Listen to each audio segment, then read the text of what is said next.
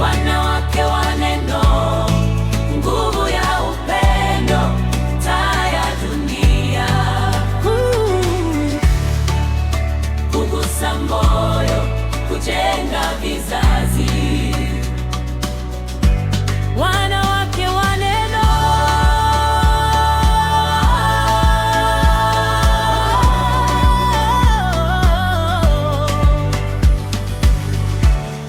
Bwana Yesu asifiwe. Karibuni kwenye kipindi chetu pendwa, kipindi cha wanawake wa Neno kutoka Kanisa Kuu Ebeneza Shinyanga, awamu ya pili. Kipindi hiki leo tunaingia season 2. Ile season ya kwanza tumemaliza, sasa hivi tunaingia awamu ya pili sasa. Karibuni sana kwenye kipindi chetu hiki, na tuanze pamoja na tumalize pamoja. Kipindi hiki kinakuja kwa ajili ya kutuelimisha, kutufundisha na kutuadibisha. Kipindi hiki kinaletwa kwenu na idara ya wanawake kutoka Kanisa Kuu Ebeneza Shinyanga. Kipindi ambacho kinaandaliwa na wanawake, na sasa hivi tumeingia huu msimu wa pili tukiwa na mada nyingine nzuri sana ambazo zitakwenda kukuadibisha, kukuelimisha na kukufundisha pia. Karibu usitoke kwenye kipindi chako ili tuendelee kuona na wewe uendelee kututazama ili tuendelee kufundishana kila siku itwayo leo. Mimi ni mtangazaji wako Evelyn Kashaija ambaye ninakuletea kipindi hiki. Pamoja nami niko na mwenzangu pia Rea pale. Karibu dada. Asante sana. Mimi naitwa Mwalimu Mary Maka, ni mtangazaji wa kipindi hiki pia. Leo tuko pamoja nasi katika kipindi chetu kinachorushwa katika YouTube channel ya KES ambayo kirefu chake ni KKKT Ebeneza Shinyanga. Karibu sana utusikilize. Bado tuna mambo mazuri tunayoendelea kuletea kutoka season 2. Kipindi hiki kinaletwa kwenu na wanawake wa idara ya wanawake. Sasa leo tuna mada nyingi. Tuna mada nzuri sana ambayo itatuelimisha, itakufundisha na itatuelekeza. Na mada hii sio nyingine, ni ile inayosema baba wa leo ni mlezi au mtoa huduma. Yaani leo tutakwenda kusikia sasa, kwa sababu tunaingia awamu ya pili, nafikiri mambo yatakuwa ni mazuri zaidi. Na bahati nzuri hapa tunao wa baba watatupa ukweli halisi, ni walezi au wanatoa huduma, kwa sababu kuna wababa kweli wanahudumia familia yao vizuri sana. Lakini ukimuuliza maswala mengine ya mtoto, rafiki yake hata na mtoto wake hamjui. Na wakati mwingine wakina baba huwa wanasahau mpaka birthday za watoto wao. Hilo ni zito. Basi mara tunaamua kuja na hii ya kusema kwamba jamani, wababa wa leo vipi? Tunakuja na wababa. Wababa leo ni utangazaji. Sisi tunasikiliza kutoka kwao. Tuna wageni wetu wazuri sana hapa. Wageni wazuri ambao wana vitu vizuri watatudadavulia hii mada. Tuna mchungaji na tuna mgeni wetu pale. Naomba wajitambulishe wenyewe ili wageni wapenzi watazamaji wanapotusikiliza wasikie pia na sauti zao. Karibu sana mchungaji. Kwa majina anaitwa mchungaji John Lianga, msaidizi wa chaplain Kanisa Kuu, lakini pia ni mlezi wa idara ya wanawake na watoto dayosisi. Tunajivunia wewe sana kabisa. Nashukuru kwa karibisho. Jitambulishe. Asante. Mimi naitwa John Shija, ni muumini wa kawaida wa kanisa la KKKT,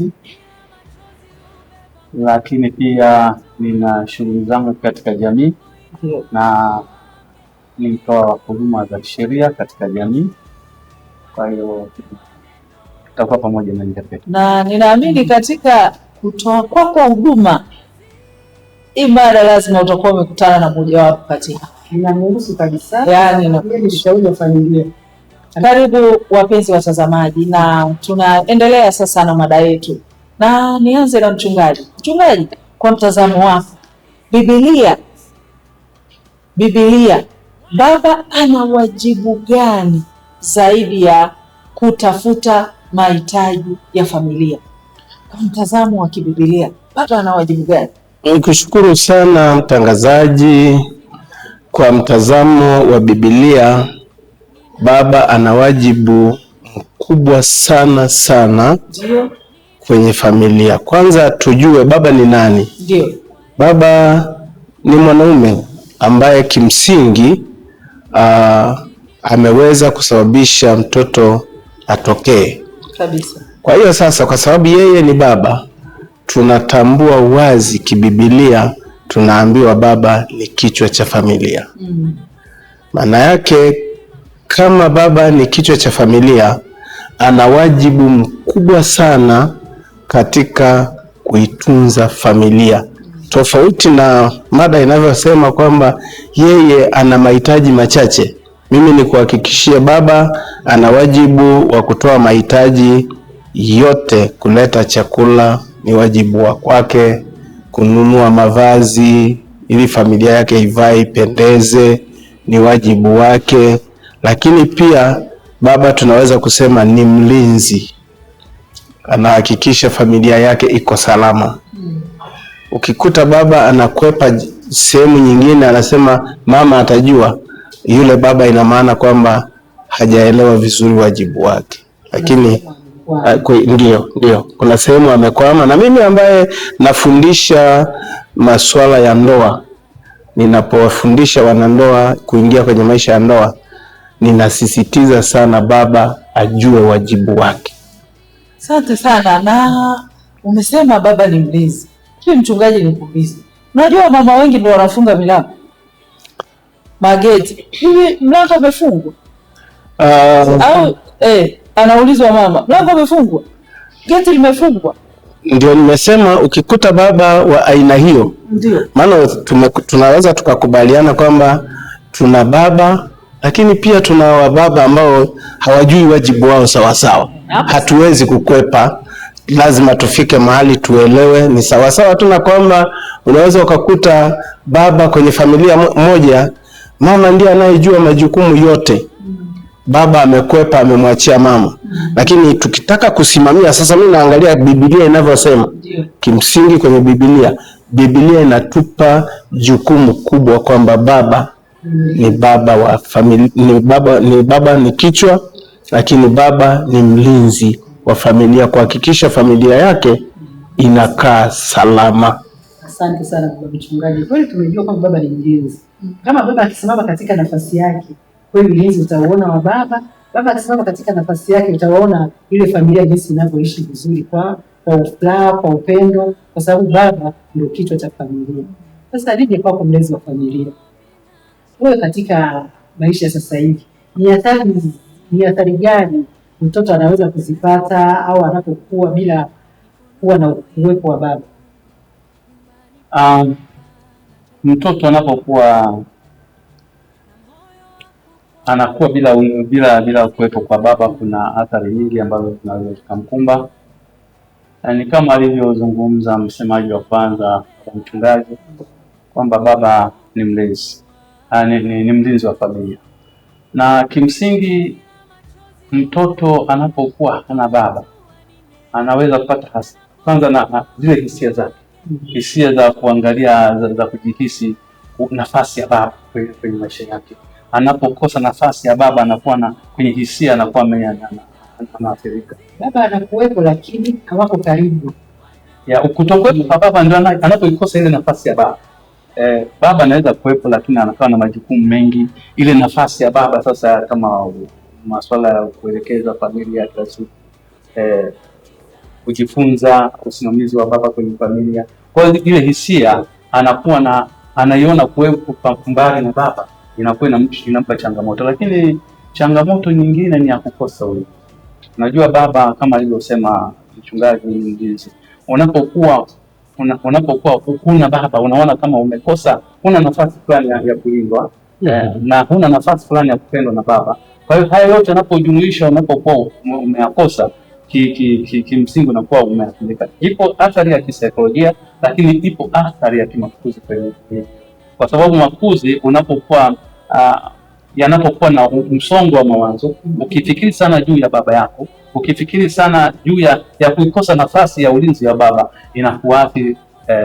Moja wapo ni katika hata kwenye makuzi, kwa sababu usongo unapokuwa na mawazo mara nyingi juu ya baba na nafasi yake, inakuchukulia kushindwa hata kimaendeleo ya kawaida, hata yale maendeleo ya shuleni. Kutokuwa na baba inaweza ikawa inakuathiri, au baba yuko mbali, hatimizi majukumu yake, unakuwa unamfikiria mara kwa mara, unakosa nafasi ya kukaa na baba yako kwa wakati. Kwa hiyo na maana unakosa upendo wa baba, na kimsingi baba anapokosa nafasi ya kuongea na watoto hata katika dakika 20 inakuwa inamwathiri sana mtoto. Inamwathiri sana, anakutimizia mahitaji yako yote, kila kitu unapata, lakini ule ukaribu unakuwa haupo. Kuna nafasi ya muda, lakini kuna ubora wa muda.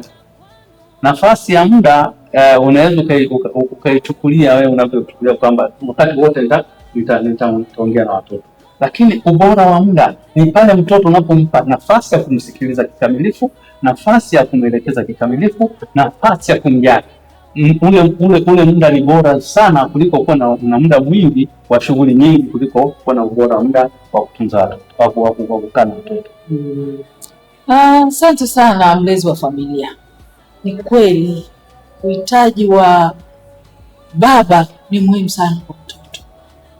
Unafahamu, wakati mwingine unaweza kukuta mtoto anakwenda shule na wenzake, kumbe anaishia mitaani alafu aende shule. Lakini kwa sababu anajua mimi baba yangu hajagi kuniangalia madaftari, nimesoma sijasoma. Kwa hiyo mwisho wa siku mtoto amekwisha kwenda mbali, ndo anakuja kuona kwamba hivi, kwa nini sikufanya wajibu wangu? Kwa hiyo ninakushukuru sana mlezi wa familia. Lakini mlezi wa familia, niko pamoja na wewe pia. Kwa nini baadhi ya baba uamini jukumu lao linaishia katika kutafuta fedha pekee, fedha ya matumizi? Mimi yani mzazi wa kiume anajua akisha provide, amenunua daftari, kanunua chakula, labda kanunua uniform, kaninia, yani hivyo imeshaisha. Mama wewe aendelee. Unafikiri kuna familia labda za namna hiyo, kuna wababa wa namna hiyo wanaofanya hivyo, na kama wanafanya hivyo unafikiri wako sawa? Wapo, na niseme kwamba nafasi ya baba inapokuwa kama ulivyouliza swali lao kwamba unadhani wanafikiria fedha ndio kitu cha msingi. Na hii zipo sababu nyingi. Moja ya sababu ambazo inawachukulia kama fedha ni kitu cha msingi. Labda kwanza katika kazi zako unazozifanya, labda ulishakutana na scenario ya namna hiyo, kwamba hao hivyo wapo? Zipo. Kuna baba wana madaraja matatu katika familia. Kuna wale nasema mimi, kuna wale wanaotunza watoto, lakini kuna wale wanaokuza watoto, kuna wale wanaolea watoto. Ninaposema kuna wale wanaokuza watoto, wale wana nafasi ya kuleta chakula, kuleta mavazi, huduma zote anazitoa, lakini hana muda wa kukaa na watoto. Huyu ni mtu ambaye tunaona kwamba ana mradi mtoto afanye nini, akue, lakini anakuwa haipo karibu naye. Na hii inategemea, huwa inatokana mara nyingi na jinsi yeye mwenyewe alivyolelewa, jinsi alivyokuwa. Inawezekana kwamba alikuwa anaona baba yake nafasi yake ni kuprovide tu hatua za nyumbani, au shinikizo lingine la kwenye jamii kwamba baba, unapotakiwa kuwa baba bora kwenye nyumba ni kutafuta fedha kwa ajili ya maisha ya nini, ya watoto, ile kuprovide, lakini anakosa ile nafasi ya ulezi ambayo ndio nasema kwamba hatua ya tatu ya mtu ni ile kulea watoto. Kulea watoto ni kuwa karibu na watoto, kuwasikiliza, kuona wana mahitaji gani. Hiyo ndio kulea watoto. Lakini kuna ile ya kufuga watoto, ya kufuga watoto. Wewe kazi yako ni hujui mtoto hata huko unaweza kumkuta baba, unamuuliza hivi mtoto wako ana kimo gani sasa hivi? Huwa anarudi usiku, na kurudi usiku anapima kitandani, naona amefika hivi, ndio anageuza mkono. Kwa hiyo huyo tunasema kwamba huyu ana nafasi ya kwamba fulani yupo, anajua yupo kwenye himaya yake, lakini hana. Kwa hiyo hizi hatua zote tatu hizi ndio zinagawa makundi ya wanaume na wababa wengi. Mpenzi mtazamaji, kitu kinaendelea na kinachangamka sasa hivi, kwa sababu tunasikia jinsi wazungumzaji wetu hapa wanavyotuelezea habari za utunzaji wa mtoto, uleaji wa mtoto na jinsi ya kuishi na mtoto. Kwa hiyo nafikiri kuna kitu tunajifunza hapa sana sana, tuko leo kwa wababa. Wababa jamani, tunaomba mbadilike kwa yale waliotuambia wenzetu hapa, mbadilike. Kama kuna kitu ambacho kiko tofauti, wewe baba wewe kutazama, badilika ili tuende sawa, tuweze kuwalea watoto wetu vizuri. Na mada yetu inatuambia kwamba baba wa leo ni mlezi au mtoa huduma. Lea, unaona jinsi wababa walivyo na changamoto nyingi. Inawezekana baba anakuja anampima mtoto pale kitandani kwamba mwanangu sasa hivi akisimama anakuwa yuko kimo tofauti. Unajua ukilala unalifunga zaidi. Alafu ukisimama unakuwa na kimo tofauti. Baba mchungaji. Naam. Naomba tena nirudi kwako pia. Kwa nini uwepo wa baba katika malezi ni muhimu kama vile mchango wake wa kifedha? Ni muhimu kwa sababu nimetangulia kusema hapo, baba ni kichwa. Kama ni kichwa, maana yake akitafuta tu fedha halafu asijue umuhimu wa hawa watoto au familia ikoje, bado yule baba amepungua. Kwa hiyo ili tuweze kuona amekamilika kuwa baba, lazima tuone umuhimu wake kwenye kutunza, kuilea familia yake. Kuna baba mmoja nilimtazama mahali fulani kwenye mitandao. Alikuwa anaamka alfajiri na mapema, namwambia mke wake kwamba mama, hizi hapa hela utampa mtoto aende shule. Siku hiyo bahati nzuri yule baba akawa amechelewa kutoka kidogo. Alafu mama akamwambia, hapana, naomba umpe wewe hela huyu mtoto. Akamwambia, si nimeshakupa wewe mama, mpe tu. Akamwambia, hapana, naomba umpe. Baba yule kweli akampa mtoto wake fedha. Mwambia, mwanangu, hii hapa hela utaenda kula shule. Mtoto alifurahi sana. Sema asante baba. Asante baba. Mke wake sasa akamwambia, umesikia hilo neno? Lakini pia umjenge mtoto kisaikolojia kwamba yupo baba ambaye ananipa fedha. Sio kwamba mama tu ndiye anatoa. Kwa hiyo maana yake ni kwamba unapofanya hivyo unamjengea mtoto kwamba asiuone umuhimu wako. Anaona tu umuhimu ni mama ndiye anayenipaga fedha. Nikitaka kitu fulani mama ndiye anayenipa. Sasa ili baba uonekane umuhimu wako, lazima pia ukubali kwamba kama nahangaika kutafuta fedha, nitenge pia muda wa kukaa na familia yangu. Hata kama dakika 5. Mchungaji, watoto wakishakuwa baadaye kuna malalamiko kwamba watoto wengi wanawajali wakina mama. Ndio. Ni kwamba mama ndiye anachukua kila kitu, akija kwa sababu aliona kuanzia mwanzo toka mdogo wake ananipa bibi pesa ya matumizi shuleni. Kwa hiyo hata kama nisipompa kwa sababu hakufanya kitu. Kwa hiyo ndio maana nimesema kwamba kuna umuhimu. Yaani hana tofauti kabisa. Kama amekubali kwamba yeye ni kichwa, lazima akubali kwamba ana umuhimu wa kukaa na kuhakikisha familia yake imekaa sawa sawa.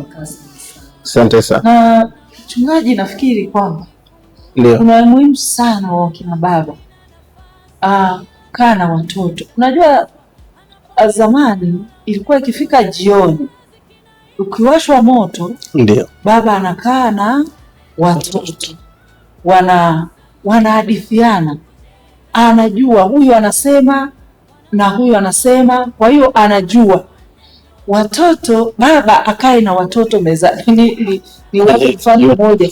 Baba yangu mimi alikuwa kwenye chakula, huwa tulikuwa mezani pamoja. Aliyetufundisha sisi kula vizuri ni baba. Ile tebomana alikuwa, unajua kuna watu wanakula vibaya, wanakula mengine anatokea mdomoni huku, anatafuna pacha chakula. Sasa sisi tulifundishwa na baba kwamba funga mdomo unapokula chakula. Sasa asingekuwepo baba, yamkini mama wakati huo mnakula, mama anawaza kuosha vyombo. Lakini kwa sababu baba yuko mezani, alitufundisha kula chakula, funga mdomo. Halafu hatutaki tusikie sauti ya kutafuna inatoka nje. Hayo yalikuwa ni malezi mazuri sana ya baba, ambayo ni wa baba wachache sasa wanakula chakula na watoto mezani. Kwa hiyo malezi ya baba sio kutoa fedha tu, anahitaji pia kukaa na watoto. Na mchungaji, sasa hivi kuna mambo mengi, ukikaa na mtoto ukamkumbatia, atakwambia hata vitu vizuri au vibaya anavyofanyiwa huko nje, kwa sababu watoto wetu wako wapi? Wanakwenda shuleni, wanakutana na watu tofauti, wengine wanatembea kwa miguu, wengine wanatembea kwa magari. Huko kwenye magari kuna mambo na huko kwa miguu kuna mambo. Kwa hiyo mada hii nadhani itatutoa mahali pamoja kwenda sehemu nyingine, hasa kwa kina baba. Kina baba wachukue jukumu lao. Mada yetu bado ni ile ile inayosema kwamba wababa wa leo ni mlezi au mtoa huduma. Sasa tunaendelea kupata majibu kwamba ni mlezi au ni mtoa huduma au ni vyote kwa pamoja, kwa sababu vyote vina umuhimu. Hapo baba anawezaje kuwa kiongozi wa kiroho katika familia yake, ndani ya familia yake, lakini pia anazidi kuendelea kujitunza na kuilea? Baba anaweza kuwa baba wa kiroho au kiongozi wa kiroho kwa sababu tunasema, kuna mwimbaji mmoja aliimba akasema, kanisa linaanzia wapi? Nyumbani. Alafu kuna waimbaji wa, nafikiri ni kwaya ya uinjilisti, iliimba ikasema, baba ni askofu, mama ni mchungaji, watoto ni wainjilisti. Sawa kabisa. Kwa hiyo kanisa, tunapozungumza habari ya kanisa, tukubaliane kwamba nyumbani pawepo na kanisa. Sasa kama baba huyu ambaye tunamsema ndiye askofu, hana ule muda wa kukaa na watoto na mama na familia kwa ujumla wake, niite tu lugha nzuri, na familia, hana muda. Na yeye tumesema yeye baba ni mwalimu. Tunapotaka kujifunza jambo zuri, tunapaswa tuliige kutoka kwa baba. Kuna mfano mmoja sio mzuri sana. Baba mmoja alikuwa niite si ni mlezi si ni nani, sasa mtajua nyinyi. Yeye ilikuwa ni kwamba anaamka alfajiri mapema, anaenda kwenye pombe. Alafu usiku akiwa anakuja, watoto sasa wakati huo, kwa sababu hapakuwa na taa kama hizi tunazoziona leo, kwa hiyo watoto wanaisikia tu ile harufu ya pombe. Sasa siku moja mama na mtoto wanatembea, wakapita eneo ambalo kulikuwa na pombe. Mtoto anamwambiaje mama yake, mama, baba yuko hapo. Baba yuko pale. Mama yake, ile harufu. Kwa hiyo kama baba hajitokezi kukaa na watoto wakamsikiliza kwa macho yao, wakamuona baba yao, uzuri wake, walimu wake anavyowafundisha, watapata wapi mafundisho mazuri? Lazima turudi chini. Kama kuna mahali tumeanza kupoteza ile nafasi ya kwetu, tumeanza kupambana zaidi kutafuta fedha kuliko pia kutenga muda wa familia. Ni vizuri wanawake wa neno tujue kwamba kuna nafasi ambayo inatakiwa itengwe kwa ajili ya kulea familia. Nakaa pale kama mama alivyosema hapa, nakula chakula pamoja na familia, na mnapeana taarifa ili pia watoto hao wanapokuwa waelewe kwamba sisi familia yetu ikoje. Kama tuna vitu vingi vya kutosha, waelewe kwamba jamani tunaondoka kesho kwenda shamba, wajue. Sasa kama baba unaingia saa 4 usiku, saa 5, saa ngapi mipango hii mtaipanga? Ingawaje watu wanasema kwa sababu ya maisha magumu na nini, lakini hata sisi tumelelewa katika maisha hayo magumu, na familia ni jambo la msingi kabisa. Kwa hiyo niombe sisi kama baba ambao pengine tunasema tunaona mimi siwezi kukaa kufundisha watoto, tunapoteza, tunaachilia. Niseme kitu hiki kwamba mtoto usipomfundisha wewe, atafundishwa na dunia. Sasa tusisubiri tufundishiwe na dunia. Alafu baadaye sisi wakina mama tunapewa mzigo kwa mama. Mtoto mpumbavu ni mzigo wa mama. Baba ameshindwa kukalia nafasi yake. Asante sana. Mtoto anahitaji matumizi, anaacha baba haonekani. Anakuandikia matumizi yake pale, baba anahitaji hiki, anakuwekea pale. Ukiamka asubuhi ameshaenda shule, unasoma, unamwachia pale pesa, unaondoka zako. Asante sana wapenzi watazamaji, tuko pamoja na wageni wetu katika kipindi chetu cha Wanawake wa Neno, na leo tunaendelea na mada yetu inayoitwa baba wa leo ni mlezi au anatoa huduma? Na wewe mpenzi mtazamaji, nadhani unalo jibu lako, na wewe unaendelea kujitathmini kadri ambavyo tunavyoendelea kuhojiana hapa na wageni wetu. Nadhani na wewe unaendelea kupata majibu yako, na usiondoke uko katika Case Channel. Tunaendelea kukuletea vitu vizuri, na tunaendelea na mgeni wetu mlezi wa familia. Baba anawezaje kujenga uhusiano wa karibu na watoto wake katikati ya majukumu yake ya kazi? Ana majukumu lakini ajenge uhusiano mzuri na watoto. Kwa kifupi sana, muda unaenda unatutupa mkono. Asante ndugu mtangazaji. Cha kwanza ambacho baba anapaswa kuweka mahusiano hata kama yuko katikati ya majukumu yake, na kimsingi ili watoto wawe karibu na baba, ndio baba anayo nafasi hata ya kushiriki kwa uchache sana, akashiriki hata kile ambacho watoto wao wanakifanya. Kwa mfano, wanaweza kuwa na homework kutoka shuleni, naona majukumu yako, na pia unaangalia hata shughuli wanazozifanya, unawasaidia. Ile kushiriki tu kuwasaidia kile wanachokifanya, umeshatengeneza mahusiano ya karibu sana na watoto. Lakini kama wewe una majukumu mengi, basi tengeneza hata yani kwa siku utengeneze mlo kwa pamoja na watoto. Kama mchana unashindwa, basi jitahidi jioni ule pamoja na watoto. Unapokaa pamoja na watoto mezani, ukazungumza nao, ukawasikiliza, yani tayari umeshawasogeza karibu wale watoto. Kwa hiyo ukishiriki, ukiweza kuwasaidia kile wanachokifanya, lakini pia ukashiriki shughuli zao wanazozifanya, au ukawapa moyo kwa kile wanachokifanya, au ukawashauri kwa kile wanachokifanya, utakuwa umewasogeza karibu sana. Watakuwa karibu na baba yao, watakuwa na upendo. Lakini cha ziada, tusiishie kwa watoto, waonyeshe upendo kwa mama yao, kwa sababu wewe ni taswira ya maisha ya baadaye kabisa kwa wale watoto. Natekeleza baba na mama wa baadaye. Watajifunza uongozi wa baba kama ulikuwa bora, ndivyo watakavyosaidia ku maintain familia zao. Kwa hiyo wewe ni taswira, ukikaa nao karibu, watajifunza kile ambacho unakifanya katika kutengeneza familia zao za baadaye.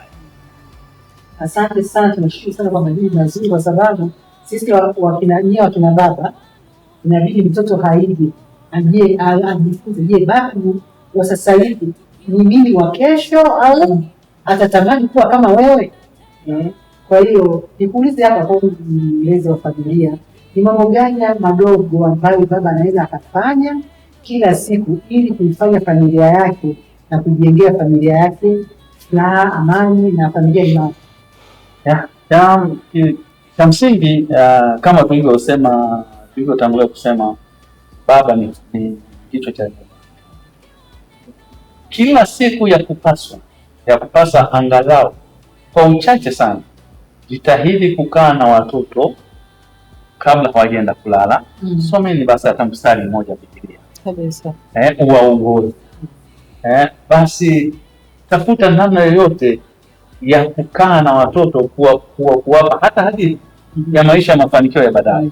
Kwa hiyo wewe kama baba, kwa uchache hakikisha umekaa na watoto, na kikubwa sana, ili wadumu katika neno la Mungu, hakikisha unawafundisha at least mstari mmoja, na mtafakari kwa pamoja na msali kwa pamoja. Watoto watadumu kuwa katika maisha ya uimara, wakidumu katika Kristo. Amen. Asante sana mchungaji, tunakwenda mwishoni kabisa. Unaweza ukatufanyia hitimisho kidogo kwamba ni ujumbe gani sasa unawapa wapenzi watazamaji hawa wanaotusikiliza leo, kwamba baba wa kizazi cha leo kuhusu malezi ya watoto wao, ni ujumbe gani kwa kifupi sana unaweza ukampa baba wa leo? Nakushukuru sana mtangazaji. Mimi ujumbe wangu mkubwa uko hivi: Moja, tusikubali kwanza sisi wanaume kuitwa baba ambaye ni mtoa huduma. Yaani baba, wewe unayenisikiliza popote pale, ndio usikubali. Waambie baba, usikubali kabisa. Alafu usikubali wanao wakaitwa watoto wa siku hizi. Ndio. Hili neno mimi moyoni mwangu huwa halinibariki. Hatuna watoto ambao wazazi wake wanaitwa siku hizi. Lakini jambo jingine ambalo nalisema kwa ujumla, tukubali sisi baba na mama kuongozana kama familia. Kama tunaelekea kanisani, twende kama familia. Na kama tunaenda tunasema leo tunatoka out, msemo huu sio wa kwangu, ni wa watu. Kutoka out. Kutoka out. Hebu jitahidi wapeleke watoto wako mahali. Usiwafungie tu mahali kama kuku. Na kuku wa kisasa ukiwafungulia hata waokotagi chakula hapa. Unajua wakishafunguliwa wanakimbiaga, wanaenda kudumbukia hata kwenye mashimo kule. Kwa nini? Huwa hana fursa ya kutoka. Na ndio hicho sasa unakuta watoto wakishatoka wakaona leo tumetoka, wanachoenda kukifanya kule ni kibaya. Nini shida? Sisi hapa tumewalea kuwafungia tu. Asante sana mchungaji kwa mawazo yako mazuri. Mlezi wa familia, unaweza kutupa samari nusu dakika? Muda wetu umeshatutupa mkono. Asante. Ukiangalia mtiririko wa yote ambayo tumezungumza masuala ya malezi, lakini tumeona kama baba ni kichwa cha familia. Ni waombe tu akina baba wajue kwamba wanalo jukumu la kimalezi, lakini pia wanalo jukumu la uongozi, lakini wasijione kama ni watawala. Wachukue nafasi ya uongozi, sio nafasi ya utawala. Unapochukua nafasi ya utawala, utakuwa na maamuzi ya kibabe, sheria ambayo wakati mwingine inaweza kupalanganisha familia. Utakwenda kwenye kusimamia masuala ya maamuzi na msimamo yako. Mimi nafikiri tusimame kwa nafasi ya uongozi ili tuongoze familia zetu vizuri, na baba anayeongoza familia yake vizuri na hakika itakuwa salama na itakuwa salama sana. Asante sana. Asanteni sana. Tunashukuru wapenzi watazamaji, tumefika mwisho wa kipindi chetu kizuri, kipindi cha wanawake wa neno kutoka Kanisa Kuu Ebeneza Shinyanga. Kipindi kinacholetwa kwenu na idara ya wanawake kila siku ya Jumatano saa 4 kamili asubuhi. Na kipindi hiki huwa kinawajia kuletea mada mbalimbali ambazo zinatufundisha, zinatoa sehemu moja kwenda sehemu nyingine. Kama mada ya leo tulikuwa inasema baba wa leo ni mlezi au mtoa huduma pekee? Kwa nafikiri nimekufundisha. Je, wewe baba ungependa mtoto wako baadaye awe baba kama wewe? Kwa kuna kitu cha kujifunza ndugu zangu. Kwa hiyo tuendelee kufuatilia kipindi hiki kupitia YouTube channel yetu, share, subscribe na comment pia. Tutakwenda kuzisoma comment zako kila siku na wakati mwingine kuzifanyia kazi, au kama una mada nyingine ambayo unataka tuzungumzie, tutumie, tutaweza kufanyia kazi hilo jambo, na siku moja tutakwenda kuifanya iwe mada ya kwenye kipindi kingine. Ni mtangazaji wako Evelyn Kashaidia kutoka hapa Kanisa Kuu Ebeneza Shinyanga. Naomba tu watambulishe tena, yamkini kuna mtu ameingia sasa hivi hajajua tulionao ni nani. Naomba mlezi wa familia ujitambulishe tena. Asante. Naitwa John Shija. Mimi ni mtoa huduma wa msaada wa kisheria, lakini ni mshauri pia katika masuala ya kifamilia. Karibu mchungaji. Naitwa mchungaji John Lianga, msaidizi wa chaplain Kanisa Kuu, lakini kama nilivyosema pia ni mlezi wa wanawake Dayosisi Kusini Mashariki ya Ziwa Victoria. Barikiwe sana. Mimi nilikuwa mtangazaji wako wa kipindi hiki, ninaitwa Mwalimu Mary. Nikukumbushe tena, usisahau kusubscribe, usisahau kushare, kucomment na kulike. Tutachukua maoni yote na tutayafanyia kazi. Na karibuni sana wababa, mmepata kitu ambacho kitawatoa sehemu moja kwenda sehemu nyingine. Jaribu kuwa baba na usiwe mtoa huduma. Baba unayesikiliza, kwaherini na karibuni katika vipindi vijavyo. Wanawake wa neno, nguvu ya upendo, taa ya dunia.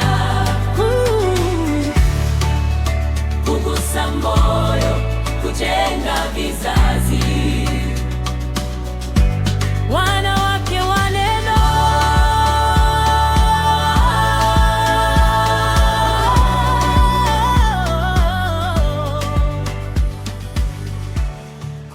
shida nasimama.